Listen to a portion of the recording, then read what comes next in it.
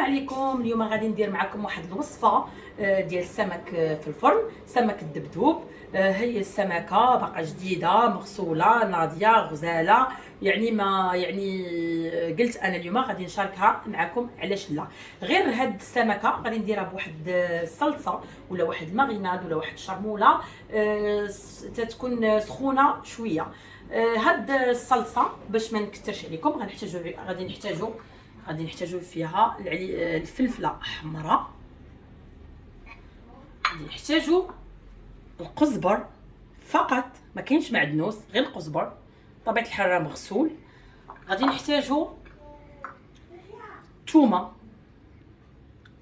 غادي نحتاجو نحتاجو الحامض، عصير الحامض، وواحد الخويط ديال الخل، وغادي نحتاجو بطبيعه الحال الخرقوم والملحه، وما نساوش هاد لاصوص ديال الحوت. على بركه الله.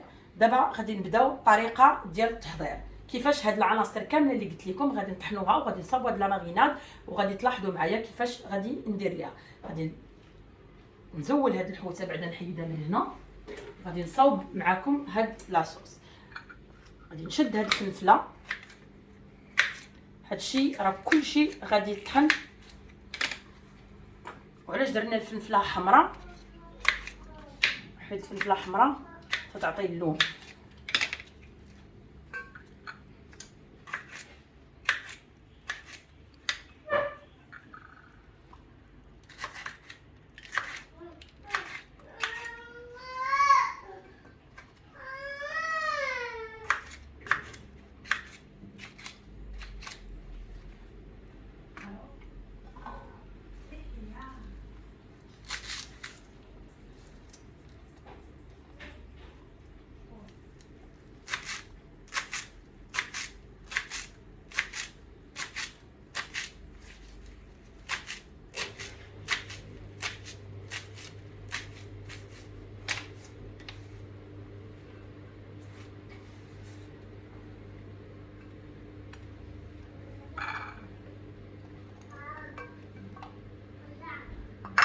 ودابا غادي نمشيو، دابا غادي نطحنوا هاد المكونات، وغادي نقول لكم شنو غادي نزيدوا عليهم.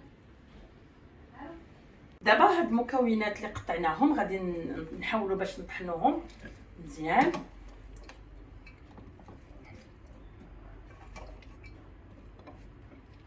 نحاولوا باش نطحنوا هاد المكونات ديالنا.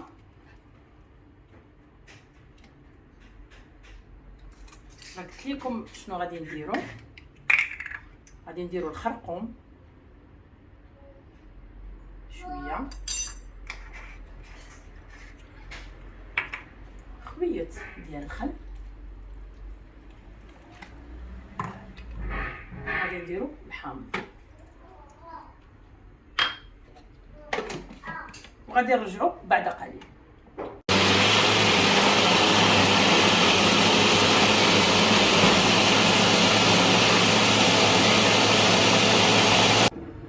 دابا لهاد الماريناد ولا الشرموله ولا لاصوص غادي نقول لكم واحد الحاجه، راه غتحتاج زيت زيتون مزيان. ها هي كيفاش ولات جميله بزاف، اللون ديالها زوين. تتخليوها طيب على بوطه مهيله. هاد الصيصه غادي نقصوا عليها البوطه، تنديروها تنديروها على هاد الطريقه وتنطيبوها. علاش؟ باش هذاك الجهد ديال هذيك الثومه ما تشدوش لينا الحوته، حيت الغرض ديالنا ملي ناكلو السمك نحسو بديك اللذه ديال السمك، باش ما نحسوش بديك العطريه هي اللي غالبه على السمك. باش غادي نوصلوا لهاد الريزولطا ملي غادي نطيبوا هاد الشيء كيفاش تيولي. جميل بزاف، وغادي نبقاو نحركوا فيه حتى يولي شاد قابض في راسو. مزيان. في هذه المرحله غادي هذا راه تيكون مالح، ردوا لي الاولها، يعني الملحه ديالكم راعيوا ليها.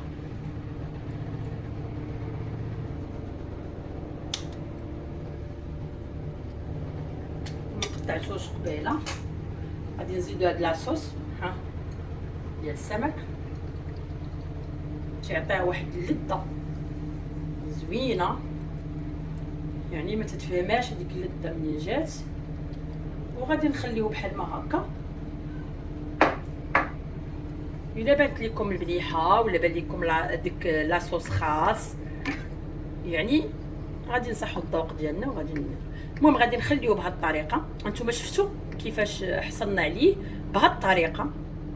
فلفله تعطي داك اللون جميل بزاف، وهي غادي يبقى يختار مزيان. وملي يختار خاصو يبرد، ما نحطوش ما نشرموش الحوته ديالنا بلا صوص سخون، خاصو يبرد باش عاد ندخلوه في الجلده ديال الحوته.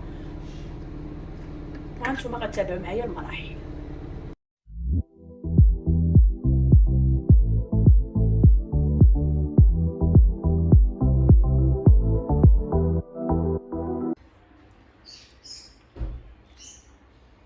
ها الماريناد اللي حصلنا عليها بهذه الطريقه، ها هي اختارت تبارك الله وجهها زوينه.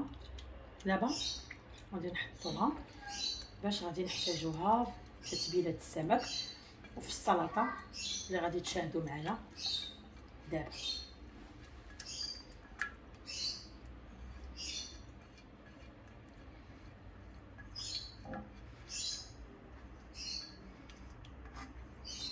دابا غادي نحلو شويه السمك ديال الدبدوب. ما عرفتش قلت لكم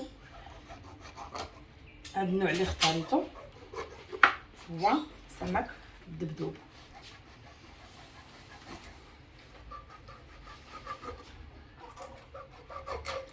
صافي نعملوها على بركه الله. ها الشرموله ديالنا من بعد ما بردات ما نستعملوهاش وهي سخونه.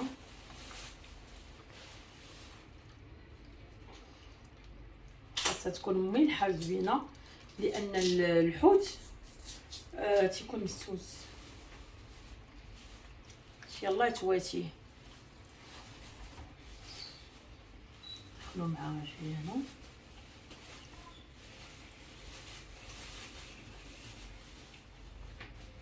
ما نكثروش عليه الطياب بزاف الحوت. الا بغيتيو يجيكم هشيش. الحوت ما تيحتاجش للطياب بزاف. يعني هذه واحد الوصفه تتليق مثلا حتى الضيوف اللي جاو عندكم، يعني تيبقى غير هذاك التقديم على حسب كل واحد وكيفاش تيقدم.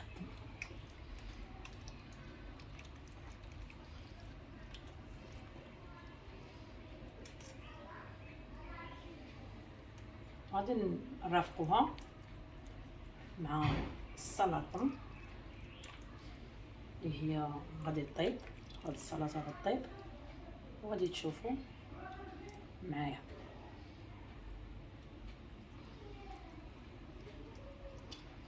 صافي هو السمك خاصنا ندخلوا ليه الشرموله في الجلده ديالو اكثر من زعما في الهبره ديالو لداخل، هي اللي مهمه.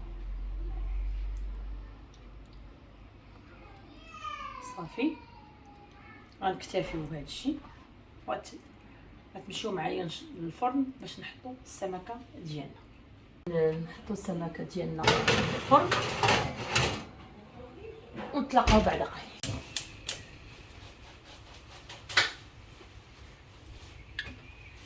دابا غادي نصاوبوا السلطه ديالنا. شويه ديال زيت المائده، شويه ديال زيت الزيتون. سخن لينا الزيت ديالنا.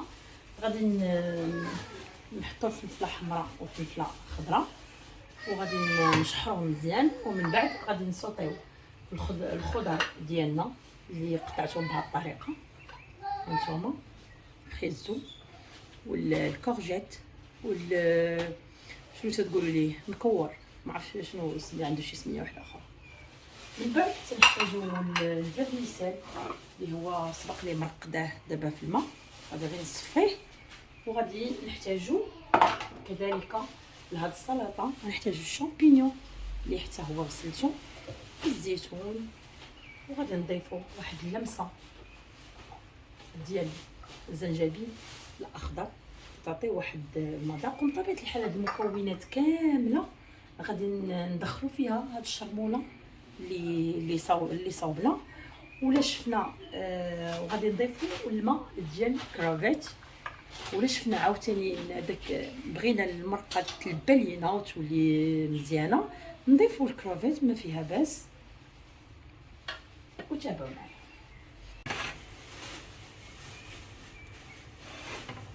بعد ما سخنت لينا الزيت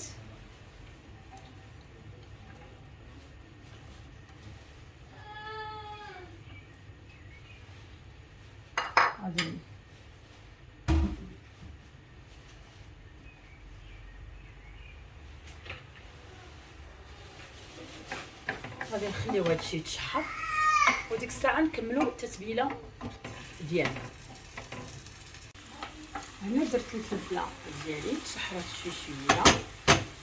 دابا غادي ندير ليشو، وغادي نخلي الكورجيت هي الاخرى، وغادي نضيف خير الفوق. وغادي نخليو هاد الكورجيت بلاتي شويه.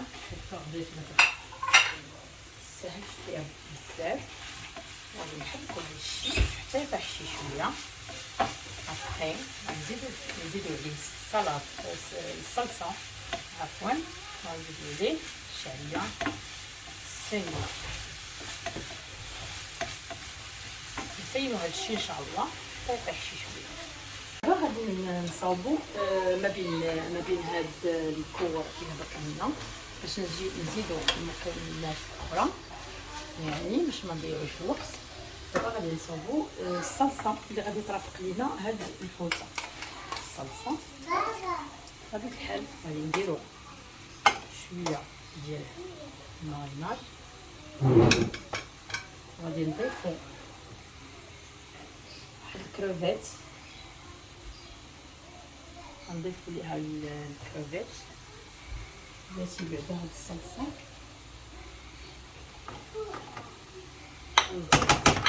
غنضيفو ليها شويه ديال زيت الزيتون،